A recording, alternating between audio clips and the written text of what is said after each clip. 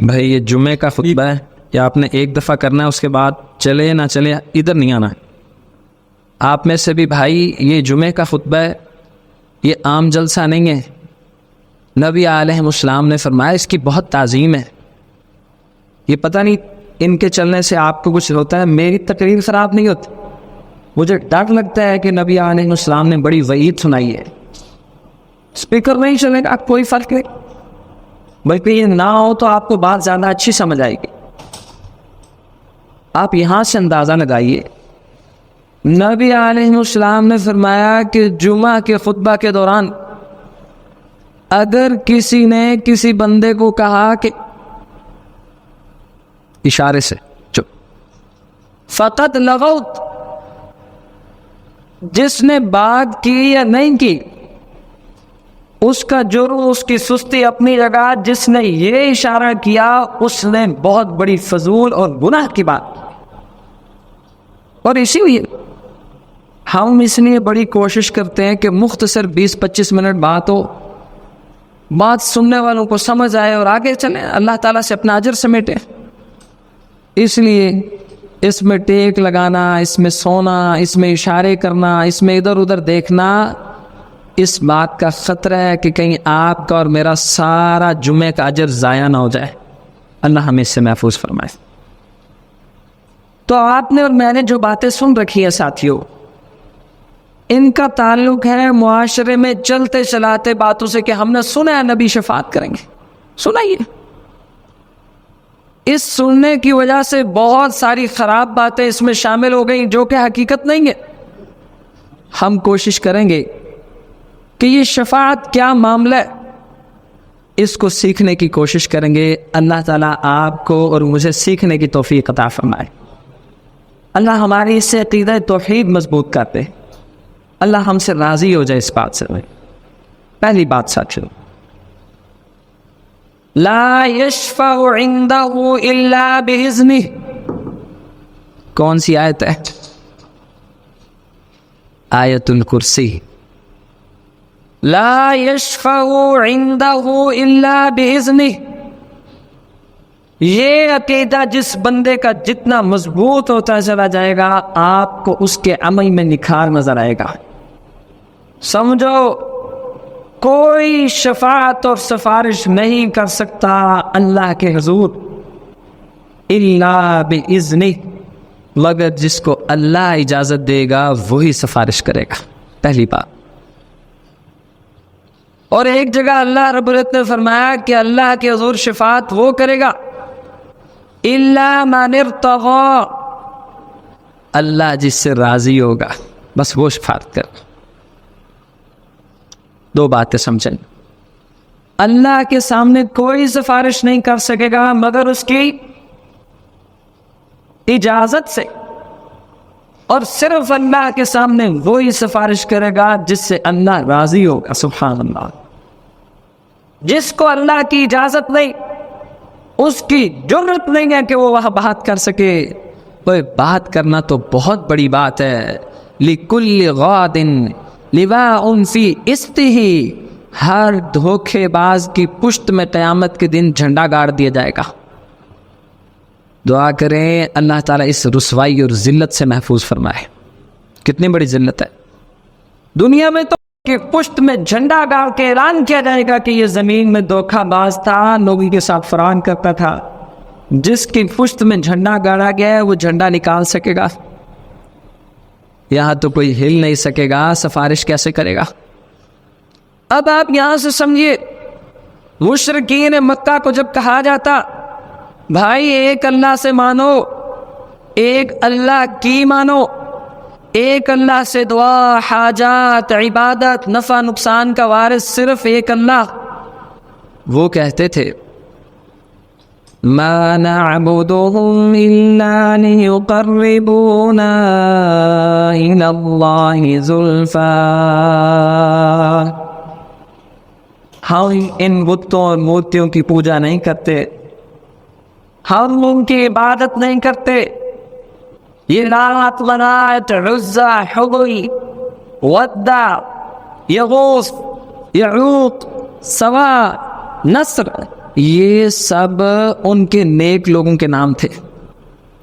جب وہ نیک لوگ فوت ہو گئے، شیطان نے اگلی نسل کو کہا کہ تمہارے ابا دادا بہت نیک تھے، کوئی ان کی یادگار بناؤ. تصویر کے غلط اور اس پہ وعید ہونے کی ایک بہت بڑی وجہ یہ تھی کہ تصویر سے شرک کا آغاز ہوا. اب چلتے چلتے یادگار ایسی بنی، بات پہنچ گئی مورتیوں اور بتوں تک. انہوں نے بت بنا لیے اور وہ کہتے تھے کہ یہ بت کچھ نہیں ہے، یہ ان نیک لوگوں کی تشبیہ ہے، اور ہم ان بتوں کی عبادت نہیں کرتے، ہم عبادت اللہ کی کرتے ہیں. سمجھیے بات کو. آپ کی زندگی کے بڑے سوالوں کا جواب ہے انشاءاللہ یہ آج کا خطبہ. عقیدے کی بڑی بڑی خطرناک بیماریاں اور شرک کی ایسی گندی دلدلیں جس میں امت مسلمہ پھنسی ہوئی ہے، اور توحید سے تعلق رکھنے والے بندے وہ بھی شکوک و شبہات میں پھنس جاتے ہیں. کسی کے منقطعی جواب کے سامنے ان کے سوال جواب ختم ہو جاتے ہیں. یہ کمزوری ہے مسلمان. ایسا نہیں ہوتا. مسلمان اپنے علم میں، اپنے عمل میں بہت مضبوط ہوتا ہے. قل هذه سبیلی ادعو الی اللہ علی بصیرہ، کہہ دیجئے یہ جو توحید اور دین کا راستہ ہے، میں کوئی رٹنے سے نہیں اس پہ کھڑا، مجھے پوری طرح سمجھ ہے کہ میں کس راستے پہ کھڑا ہوں اور کیوں کھڑا ہوں.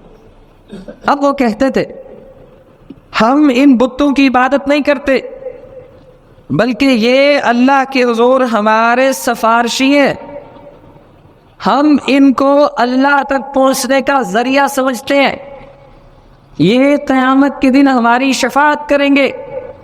جب ہم ان کے واسطے، جب ہم ان کے طفیل، جب ہم ان کے وسیلے کوئی بات کرتے ہیں، اللہ تعالیٰ اس بات کو موڑتا نہیں ہے. یہ ان کا عقیدہ تھا. اور آج شفاعت کے باب میں مسلمان کا عقیدہ بھی یہ مان چکا ہے کہ بہت ساری ہستیاں، بہت سارے بزرگ، بہت سارے نیک، ہم ان کی عبادت نہیں کرتے، عبادت فقط ایک اللہ کی کرتے ہیں، بس ان کو راستہ بناتے ہیں اللہ تک پہنچنے کا. یہ عقیدہ سمجھ لیجئے کس قدر خطرناک ہے. ہم اس کا جواب قرآن سے سیکھیں گے. پہلی بات، اللہ کے سامنے شفاعت کون کرے گا؟ جس کو اللہ اجازت دے گا. شفاعت کون کرے گا؟ جس سے اللہ تعالیٰ راضی ہوگا. اور شفاعت کیا ہے؟ اللہ کے حضور درخواست کرنا، دعا کرنا، پھر اللہ کا اپنے فضل سے اپنے اس بندے کو معاف کر کے جنت کا داخلہ دینا، یہ شفاعت ہے. اس میں 3 گروہ بن گئے. ایک نے کہا کہ شفاعت ہو ہی نہیں سکتی، یہ بھی غلطی پر. ایک گروپ نے کہا کہ ہمارے فلاں فلاں نیک بزرگ، بابے، پیر، فلاں شخصیات شفاعت کریں گے اور ہماری نجات ہو جائے گی، ہمیں کوئی عمل کرنے کی ضرورت نہیں. یہ گروہ بھی کھلی گمراہی اور نافرمانی پہ کھڑا ہے. تیسرا گروہ جس کا ماننا ہے کہ شفاعت ہوگی مگر اللہ کی اجازت سے، اس کے حکم سے ہوگی، جس کو وہ اجازت دے گا وہ سفارش کرے گا، جس کو اللہ تعالیٰ اجازت نہیں دیں گے وہ سفارش کر سکیں گے؟ نہیں کر سکیں. اب یہ ہے امت وسط، دین حنیف اور حقیقت کی شفاعت. جناب ابو ہریرہ رضی اللہ عنہ کہتے ہیں نبی علیہ السلام سے، اے اللہ کے رسول صلی اللہ علیہ وسلم، قیامت کے دن آپ کس کی شفاعت کریں گے؟ ہم میں سے کس بندے کو آپ کی شفاعت نصیب ہوگی؟ قال من قال لا الہ الا اللہ خالصا من قلبہ، جس بندے نے لا الہ کہا خالصا من قلبہ، دل کے مکمل یقین کے ساتھ. جب اس نے کلمہ پڑھا، پھر کلمے کے تقاضوں کو سمجھا، پھر ان تقاضوں پہ ساری زندگی گزاری، یعنی اس کی زبان کے لا الہ الا اللہ پڑھنے میں، اس کے دل کے یقین میں، اس کے جسم کے اعمال میں کوئی فرق نظر نہیں آیا. محدثین کہتے تھے لوگوں لا الہ الا اللہ جنت کی چابی ہے. لیکن آپ اور ہم سمجھتے ہیں نا، اگر لا الہ الا اللہ جنت کی چابی ہے تو کہتے تھے کہ ہر چابی کے آگے اس کے دانے اور دانت بھی بنے ہوتے ہیں، دندانے بھی ہوتے ہیں۔ جب تک چابی کے دندانے صحیح نہ ہو تو تالا کھلتا ہے۔ یہ ہے خالصا من قلبہ کا مطلب کہ لا الہ الا اللہ بھی پڑھنا ہے اور اس کے سارے تقاضے بھی پورے کرنے ہیں۔ جب آپ نے کلمہ پڑھا، آپ کی چابی مکمل ہو گئی۔ اب آپ نے اس کلمے کے مطابق، دل میں یقین ہے، زبان اس لا الہ الا اللہ کے مطابق چلتی ہے، ہاتھ اور پاؤں، آنکھیں اور نگاہیں، پیٹ اس لا الہ الا اللہ کے مطابق حلال کھاتا ہے، ساری زندگی اس لا الہ الا اللہ کے مطابق ہے، پھر سمجھو کہ آپ کی چابی کے دندانے وہ بھی اس کے مطابق ہیں۔ اب اللہ کی جنت آپ کے لیے پکی ہے، نبی کی شفاعت آپ کے لیے پکی ہے۔ اور بہت سارے مقامات پہ اللہ رب العزت نے فرمایا وَأَنذِرْ بِهِ الَّذِينَ يَخَافُونَ أَن يُحْشَرُوا إِلَىٰ رَبِّهِمْ لَيْسَ لَهُم مِّن دُونِهِ وَلِيٌّ وَلَا شَفِيعٌ لَعَلَّهُمْ يَتَّقُونَ۔ ان لوگوں کو ڈرائیے اس قیامت کے دن سے جس کی خبریں ہم آپ کے سامنے بیان کر رہے ہیں، اور یاد رکھیے اس قیامت کے دن نہ کوئی سفارشی ہوگا اور نہ کوئی مددگار ہوگا۔ یہ سب جن جو تو نے سوچ رکھے ہیں کہ فلاں فلاں فلاں سب دنیا میں رہ جائیں گے، کوئی سفارشی نہیں ہوگا۔ ہاں، جو سفارشی ہوں گے وہ ابھی ہم آپ کے سامنے ذکر کریں گے۔ دعا کریں اللہ تعالی ہم سب کو شافع بنائے کہ ہم سفارش کرنے والوں میں شامل ہیں اور ہماری سفارش بھی کی جائے۔ یہ دو نعمتیں جس کو میسر آ جائیں اس کے تو بلے بلے ہے۔ قیامت کے دن نبی علیہ السلام کو اللہ رب العزت 4 قسم کی سفارش کرنے کی اجازت عطا فرمائے گا۔ اجازت یعنی سفارش کرنا، ہم سمجھتے ہیں شاید سفارش کرنا کوئی اللہ کے برابر اختیار کا نام ہے، نہیں۔ سفارش تو نبی علیہ السلام کی عبودیت، عاجزی، اللہ کے بندے ہونے کی سب سے بڑی دلیل ہے، عاجزی کی دلیل ہے۔ اس میں نبی علیہ السلام کا اللہ کے سامنے جھکنا ہے، اللہ کے آگے رونا ہے، اللہ کے حضور دعائیں کر رہی ہیں۔ ہر جملہ آپ کو مجھے یہ سبق دے گا، قیامت کے دن کوئی سفارشی نہیں ہے، کوئی دوست نہیں ہے۔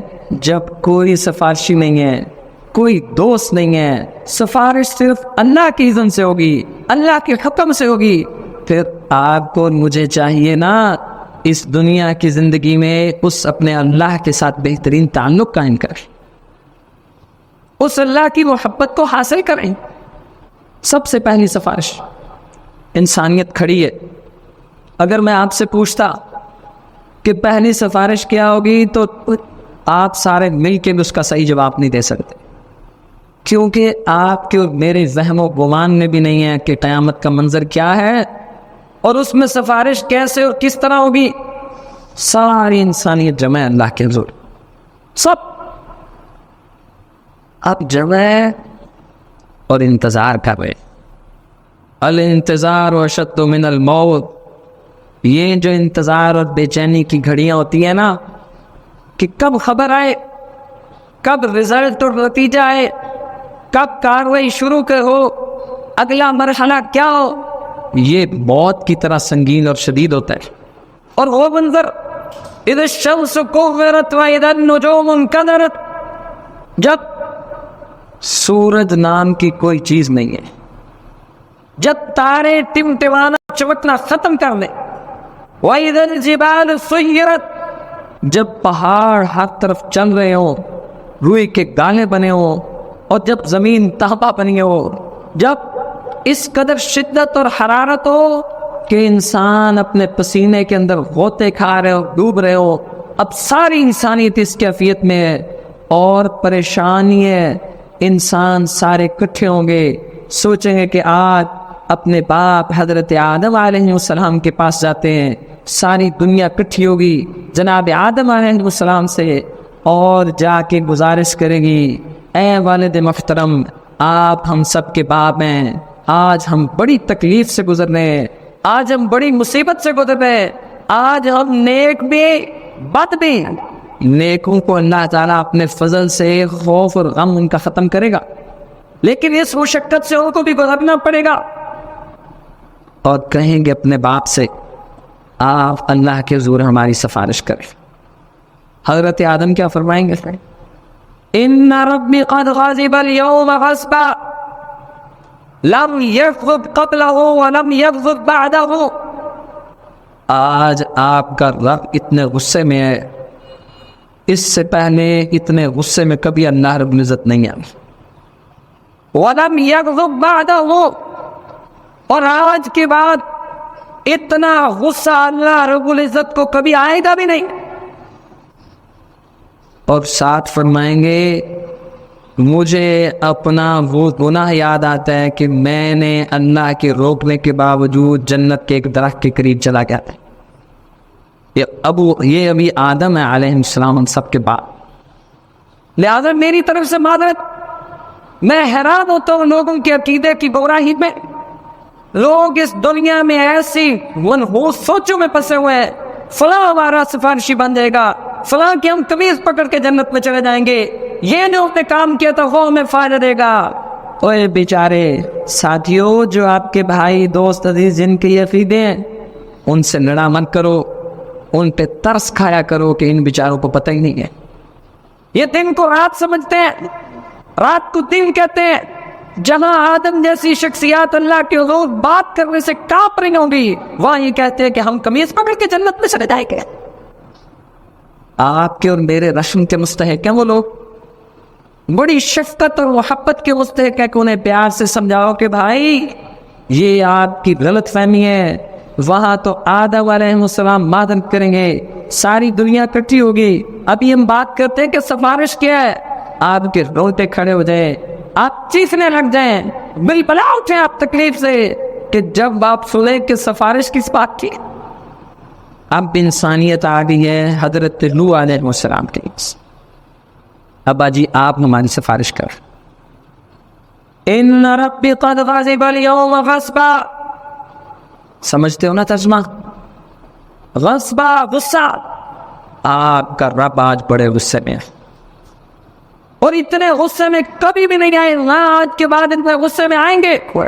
ساتھ ہی کہیں گے مجھے اپنے اس عمل کا خوف ہے کہ میں نے اپنے بیٹے کے لیے اللہ کے حضور معافی مانگی تھی، لیکن بیٹا باپ نبی تھا، توحید پہ قائم تھا، بیٹا شرک میں پھنسا ہوا تھا، اللہ نے کہا تھا اے نوح جاہلوں میں سے مت ہو جا، انا للہ و انا الیہ راجعون، جاہلوں میں سے مت ہو جا، نبی صرف اس بات پہ کہ آپ ہمارے نبی ہونے کے باوجود آپ نے شرک میں پھنسے ہوئے بیٹے کے لیے توبہ استغفار کیوں کی؟ انی اعوذک ان تکون من الجاہلین، اے نوح ہم تجھے نصیحت کرتے ہیں کہ اس طرح کے لوگوں میں مت شامل ہو جا۔ میں سخت ترجمہ نہیں کر رہا، حضرت نوح عبادت کر۔ اب دنیا ابراہیم کے پاس آئے گی، ابراہیم علیہ السلام بھی کہیں گے میں نے اپنے، دیکھیے ساتھیوں میں آپ کو صرف یہاں سے ایک بات سمجھانا چاہتا ہوں، اللہ کے لیے اپنی توحید خالص کیجیے، اپنے عقائد کی اصلاح کیجیے، اپنے اندر اللہ کی حقیقی غیرت پیدا کیجیے، اور بھول جائیے کہ کوئی اللہ کے حضور سفارشی ہے، کوئی سفارشی نہیں ہے، بس وہی سفارشی ہے جس کو وہ اجازت دے گا، جس سے وہ راضی ہوگا، اور جس کو اجازت دے گا وہ دو چار شخصیات، وہ دو چار لوگوں کا بھی ہم پڑھیں گے۔ حضرت ابراہیم کہیں گے مجھے اللہ سے آج ڈر لگ رہا ہے، میں نے اپنے باپ کے متعلق اللہ سے سفارش کی تھی، ابراہیم احنف حنیف ملت ابیکم ابراہیم، اور وہ ابراہیم جن کی ملت، جن کا راستہ طریقہ اللہ نے آپ کے لیے چنا ہے، آپ کے لیے سنت بنا دی ہے ابراہیم کی زندگی کو۔ لقد کانت لکم اسوۃ حسنۃ فی ابراہیم، ہمارے ابراہیم کی پوری زندگی تمہارے لیے نمونہ ہے۔ الا قول ابراہیم لابی، مگر جو بات ابراہیم نے مشرک باپ کے لیے کی تھی وہ نمونہ نہیں ہے۔ قرآن اتنی نفرت ہے میرے اللہ کو شرک سے اور اللہ کی یہ غیرت ہے اور اس کا حق ہے. جب وہ آپ کا اور میرا رب ہے اس کا حق ہے کہ وہ ہم سے ڈیمانڈ کرے، ڈیمانڈ نہ بھی کرے اس کا حق ہے. ہم ایک اس اللہ کی عبادت فرما برداری کریں، اس کے علاوہ سب کی نفی کریں، اور نفی ایسے کریں جیسے کرنے کا حق ہے. آخر کار ساری انسانیت، میں نے آپ کو کہا تھا، سفارش نبی علیہ السلام کے اللہ کے بندے ہونے کی عظیم دلیل ہے. نبی علیہ السلام کے اللہ کے سامنے جھکنے کی دلیل ہے. نبی علیہ السلام کے اللہ کے حضور دعا کرنے کی دلیل ہے. سفارش کوئی جناب محمد کے رب ہونے کی دلیل نہیں ہے. سفارش کوئی نبی علیہ السلام کے اللہ کے اختیارات میں حصہ ہونے کی کوئی دلیل نہیں ہے. نبی علیہ السلام فرماتے ہیں ساری انسانیت میرے پاس آئے گی اور میں اللہ کے حضور سجدے میں گر جاؤں گا، اور میرا رب مجھے وہ کلمات سکھائے گا جو مجھے اب نہیں آتے. سبحان اللہ. کون سکھائے گا؟ اللہ تعالیٰ سکھاتا ہے اور بندہ سیکھتا ہے. خالق سکھاتا ہے، مخلوق سیکھتی ہے. اب نبی علیہ السلام لمبے سجدے پہ پڑے، لمبے سجدے میں پڑے. آپ سوچ رہے ہوں گے کہ ابھی شاید جنت میں داخلہ ملے، ابھی شاید ان سب کو معاف کر دیا جائے، شاید اللہ ہم سب کے گناہ ختم کر دے، کیونکہ ہم نے سوچ رکھا ہے ہم امت محمدی ہے، ہم عاشق مصطفیٰ ہے، ہماری جنت تو پکی ہے. معاذ اللہ، کس قدر گمراہی نے ہم نے بنا لیے. او بھائی جنت اتنی سستی ہے، تو نے اتنا تھوڑا ریٹ لگایا اللہ کی جنت کا. مالکم کیف تحکمون، پاگل ہو جاتے ہو. اللہ کی جنت اتنی سستی چیز نہیں ہے. اس کے لیے جان دینا پڑتی ہے، اس کے لیے قربانیاں دینا پڑتی ہیں. اب اللہ رب العزت نبی علیہ السلام سے فرمائیں گے صلی اللہ علیہ وسلم، جب پیارے نبی کا نام آئے ہم سب پہ لازم ہے کہ ہم درود پڑھیں. یا محمد صلی اللہ علیہ وسلم ارفع رأسک سل تعطى اشفع تشفع. اے پیارے محبوب جناب محمد کریم صلی اللہ علیہ وسلم، ارفع رأسک، اپنا سر اٹھائیے سجدے سے. یہ سجدے بندے کو بلند مقام حاصل کراتے ہیں. اللہ کے ساتھ تعلق کی بڑی دلیل ہے کہ بندے سجدے کتنے کرتے ہیں. جس کی زندگی میں سجدے نہیں ہے اس کا اللہ سے کوئی تعلق نہیں ہے. اشفع تشفع، آپ آج سفارش کریں، ہم آپ کی سفارش. اب یہ اللہ اجازت دینے لگے. دیکھا نا سر کیا سٹائل ہے، کیا انداز ہے. قیامت کی ہولناکی بھی چھپی ہے، خالص ٹھوس توحید بھی چھپی ہے. اللہ کے علاوہ کوئی سفارش نہیں ہے، اللہ کے علاوہ کسی کی ضرورت نہیں کوئی بات کر سکے. اللہ کے علاوہ سب تھر تھر کانپ رہے ہوں گے انبیاء. اے محمد سر اٹھائیے، سفارش کیجیے، ہم سفارش قبول کریں گے. آپ جو بات کہیں گے ہم مانیں گے. اور بتاؤں نبی علیہ السلام پہلی سفارش یہ کریں گے. یہ مت سوچنا کہ جنت ملنے والی ہے، ہم امت محمدیہ کے اعزاز حاصل کرنے والے ہیں، ہمارے گناہ معاف ہونے والے ہیں، آج ساری زندگی کی خطاؤں پہ قلم کرنے والے ہیں. یہ غلط فہمی ہے. اس بات نتیجے نے آپ کو مجھے عمل سے غافل کر دیا، ہمیں بے نمازی بنا دیا، بے عمل بنا دیا، حلال اور حرام کی فکر چھوڑ دی، کیونکہ ہم نے سوچ رکھا ہے ہماری شفاعت ہونی ہے، ہماری موجے موجے نہیں ہے ہماری. نبی علیہ السلام یہ شفاعت کریں گے کہ اے اللہ رب العزت حساب کتاب شروع فرمائے.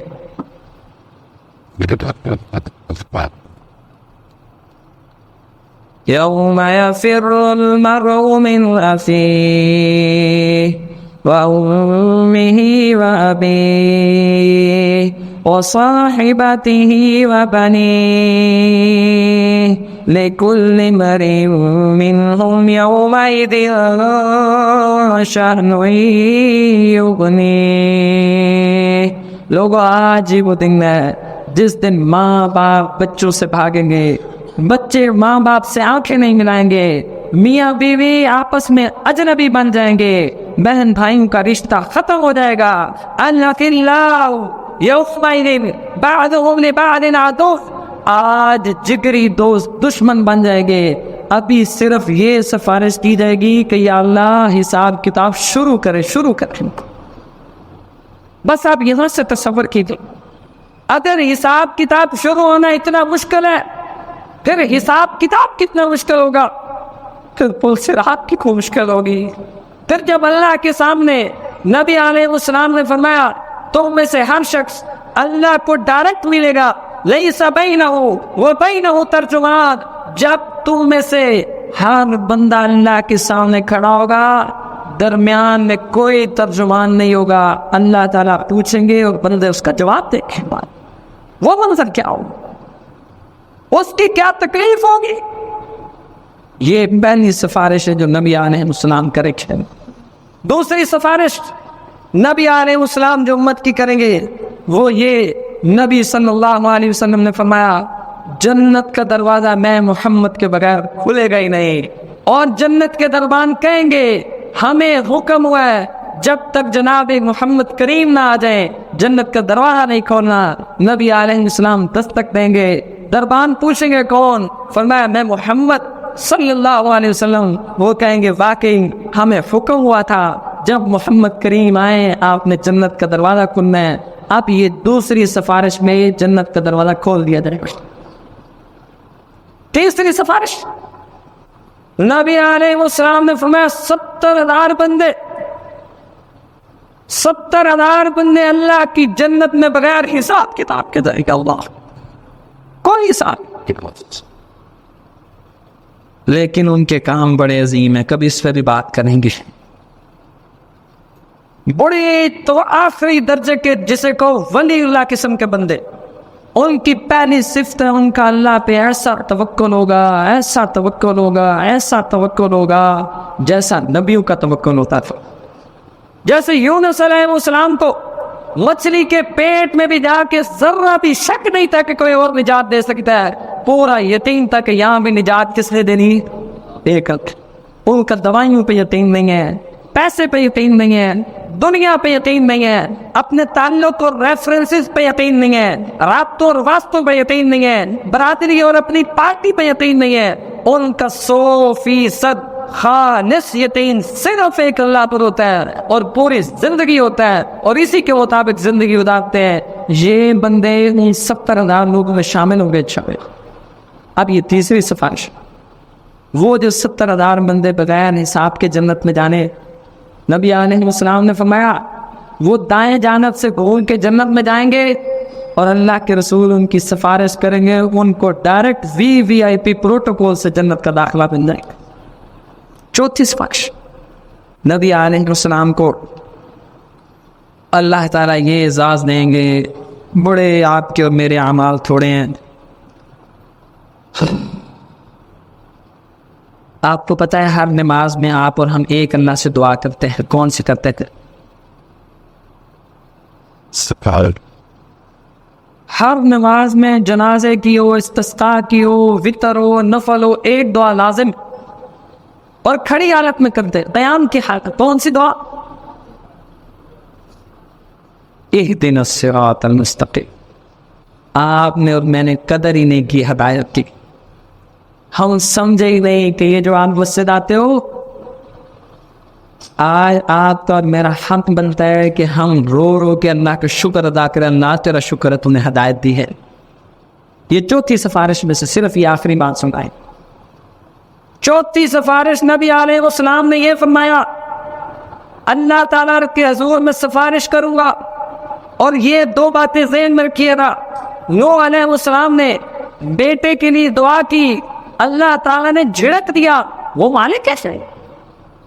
جناب ابراہیم نے باپ کے لیے دعا کی، اللہ تعالیٰ نے منع فرما کیا۔ نبیوں کے باپ اور نبیوں کے بیٹے، آپ اور ہم کیا ہیں؟ نبی علیہ السلام کی چوتھی سفارش فرمایا میں اللہ کے حضور دعا کیے کروں گا، اللہ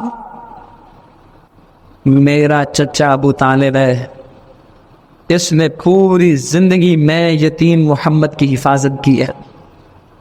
80 سال کی عمر میں ابو طالب فوت ہوئے اور بچپن میں 8 سال کی عمر میں وفاداری شروع کی۔ دادا کے فوت ہونے کے بعد 8 سال کی عمر میں جناب محمد کریم کی معاونت، تعاون، حفاظت، یتیم دہانی، اپنے گھر میں رکھا، بچپن میں پالا، لڑکپن میں ساتھ دیا، نبوت کا اعلان کیا، سارے قریش مخالف ہو گئے۔ ابو طالب نے کہا تھا کہ بیٹے محمد میں تیرے ساتھ ہوں، بلکہ ابو طالب کے اشعار کہتے تھے واللہ لن یصل الیک بجمع حتی اوسد فی التراب دفینا، اے بیٹے محمد اللہ کی قسم کوئی قریش کا قافلہ تجھ محمد تک پہنچ نہیں سکتا، بس اس دن پہنچ سکے گا جس دن میں ابو طالب کو مٹی میں ملا کے قتل کر دے، پھر کوئی تیرے تک پہنچے گا، ورنہ میں نہیں پہنچنے دوں گا۔ اتنی قربانیاں، اتنی قربانیاں، اور ابو طالب نبی علیہ السلام کے ساتھ شیب ابی طالب کی گھاٹی میں 3 سال محصور رہے۔ 3 سال کی محصوری نے، بھوکی قحط نے، تکلیف اور مشقت نے ابو طالب کی کمر توڑ دی۔ 80 سال کی عمر میں ابو طالب فوت ہو گئے۔ نبی علیہ السلام نے کہا ابو طالب جب دنیا سے جا رہے تھے کلمہ پڑھو، میں اللہ کے حضور آپ کی سفارش کروں گا۔ ابو طالب کے ساتھ بیٹھے ہوئے ظالم ابو جہل اور ان کے ساتھی، یاد رکھیے اگر آپ کی دوستیاں گندی ہیں، آپ بے شک 5 وقت کے نمازی ہیں، آپ توحید کے علمبردار ہیں، آپ کی مجلس گندی ہے، آپ کے دوست گندے ہیں، آپ دنیا داروں کے یار ہیں، آپ شرک میں پھنسے ہو کے بیلی ہیں، پھر سمجھ لیجئے کہ آپ کا بہت جنگ بیڑا غرق وہ کریں گے، اور آپ کا بیڑا غرق ہونا ہی ہونا اس کی دلیل یہ ابو طالب کی وفات ہے۔ مگر ابو طالب فوت ہو گئے اور کلمہ نصیب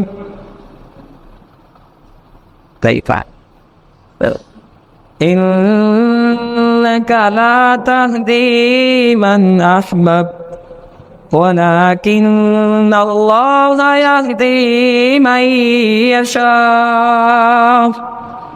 یہ آیت ابو طالب کے بارے میں اتری ہے۔ اے پیارے محمد کریم صلی اللہ علیہ وسلم، جس کو آپ چاہیں آپ اس کو ہدایت دے نہیں سکتے، وَلَٰكِنَّ اللَّهَ يَهْدِي مَن يَشَاءُ، اللہ جس کو چاہتا ہے اس کو ہدایت ملتی ہے۔ ہدایت پیارے نبی کے ہاتھ میں نہیں ہے۔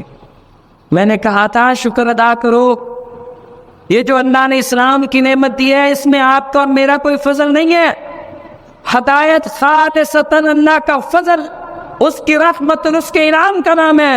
وہ آپ اور ہم کسی یہودی عیسائی کے گھر پیدا ہوتے، کسی مشرک پلید کے گھر پیدا ہوتے، بتوں کے پجاری ہوتے، کسی گائے کے نیچے لیٹے ہوتے، پھر اس میں آپ تو میرا کیا کمانا ہے؟ اوہ اللہ نے اسلام کی دولت دی ہے، اس کی قدر کرو۔